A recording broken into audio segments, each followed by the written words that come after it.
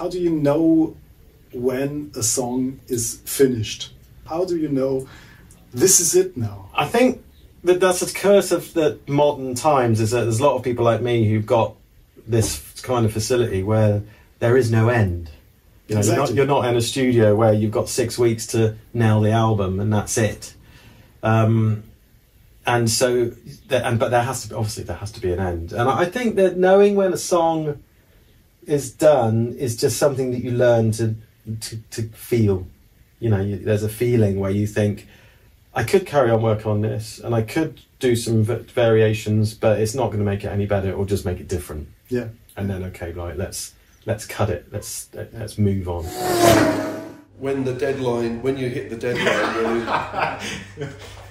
that's a good answer. Mixing, and the record company say it has to be there Monday morning, and you've worked on the record for 2 years, and the Sunday night, 4 o'clock in the morning, you're still mixing it, and you think, well, that'll have to be it. And is it often that there are a lot of ideas that you're throwing at it and then stripping them off again, or is it that you just work on it in a dedicated way and say, I'm gonna put that on it and that's it? No, I think because and sometimes we have this conversation that maybe we shouldn't work like, next album we don't work like this, is that it's almost like the demo when you're songwriting evolves and then becomes the final mix, which is a weird way to work. So in the old way of working is to demo up your songs and then start from scratch in the studio. But so you end up having loads and loads of parts that and often they're just parts that you're playing around with that might work or might not work, but they're still there for some reason. So one of the big things about the newer stuff is taking things out is almost a bigger part, but that's how it works at the end. And I think as the band has got better, you can get away with much more minimalist arrangements. Yeah. Whereas in the old days, we just slap everything on. You know, it's like a massive pie. But you're never getting together as a band and say, we're going into a rehearsal room and we're going to try out new ideas and shape them. Funnily enough, the new stuff we're doing, me and Gavin had quite a few jam sessions. So I went up to his place a couple of times, stayed in his... because Gavin's got this like TARDIS of a house where you walk in and it's huge. So he's got a huge sort of drum room, a massive live room and a studio, and so it's a really good place, good creative place to... So we jammed out about 3 or 4 songs, maybe 5. Just the two of you, or the other band members? It was just the two of us, just getting the structure together, and then we get John and Steve to do their thing. So I think if there's too many of you, that's the thing, because like traditionally it would just be me coming up with the songs. So this was quite a big leap, but I think, like Gavin will say, you just end up like sitting in a room and you end up just jamming in E, you know, having a riff going. And whereas when it was just me and him, I would have an idea, a sequence, and Gavin would say, "Oh, that's great, let's put this here." And so it's a lot easier to make progress with just 2 people. If you're sitting together. Together in the room. I think we learned that from when we did this live stream during the pandemic, and that was almost the equivalent of doing what we were talking about, like throwing the demos in the bin and starting from scratch. And that's what we did, and we kind of all after we said, "Oh, that's got a really different vibe, hasn't it?" The vibe is like, you know, the fact we're all in the same room, we're all playing it. It definitely is a thing. You know, that old school way of doing it.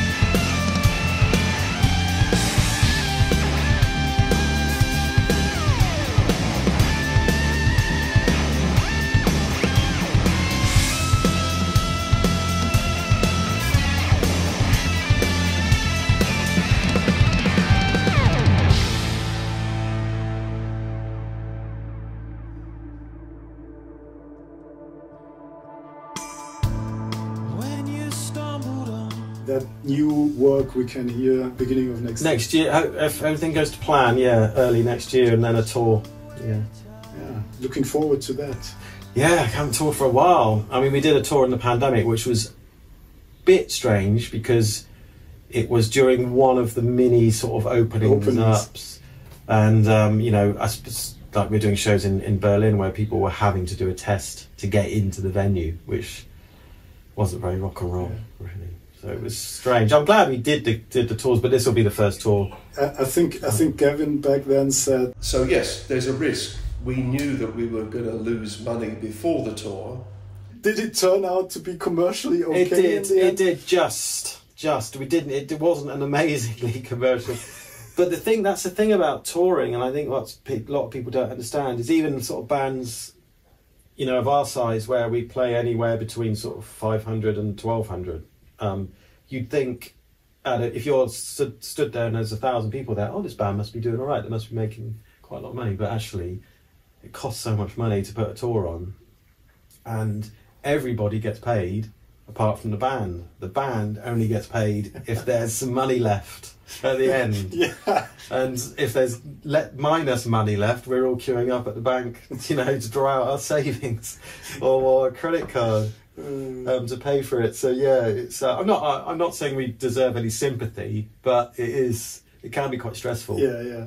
When you go off on tour, you leave to go on tour, and you're still in a minus. Yeah. Wasn't there also a risk that someone of the band or the crew catches COVID and somebody cancels the whole show or all the shows? Risk. Massive but it didn't happen. No, we were very lucky in hindsight. We were testing every day. And I said to our tour manager, I really wish we weren't testing, because what are we going to do if one of us tests positive? It's like...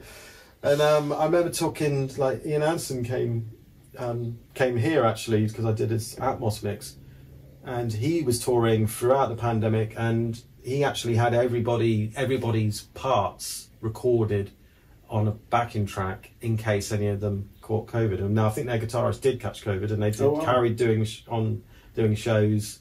So they just had vanished. Pulled in the guitar parts as a playback. Which he was saying, you know, he did get some grief for that, but it was either that or you cancel the show. Mm. I think I'm with him. I think the fact that he was able to carry on, but because it's extraordinary times, isn't it? You have to do extraordinary measures. It's been a while for me.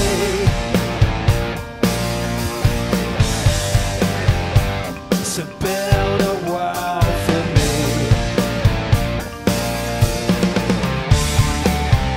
There's no precious time to be my love, to build a world for me.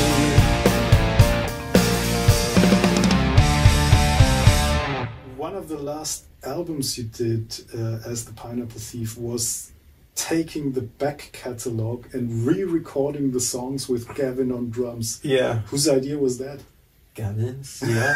But really? I mean, it was an idea, really, when he mentioned it, and we all agreed, yeah, let's do that, because one, we had time, we all had our studios, it was in the pandemic, so we thought, yes, let's do that. And the reason we did is because when we got together to tour for the first couple of times, and we had to get some old back catalogue material into the set, Gavin would just rework it. Because, like you say, Gavin's not going to do this all the way through, and he didn't. But the songs are completely different with Gavin on, and we thought, you know, it would be really nice to record these because they were going down really well live. So we thought, sod it, let's do it. So yeah, that's where that idea came from. Yeah, it's a great record, rather than do a best of. And like, you've got a brilliant drummer. Let's do it. Yeah, let's use it. Yeah, if you've got that, like Mercedes or Red Bull Formula One car, you know, drive it. What happens if Gavin decides tomorrow to quit? What happens with the band? That's the trouble with Gavin, is that I don't think there's any drummers out there that sound like Gavin. Probably not. So we'd be in a bit of a pickle. So we're looking after him. You know, when we go on tour, we're very, very careful that he doesn't, you know, fall over, break his hip. Very good. That's you know, that kind of thing.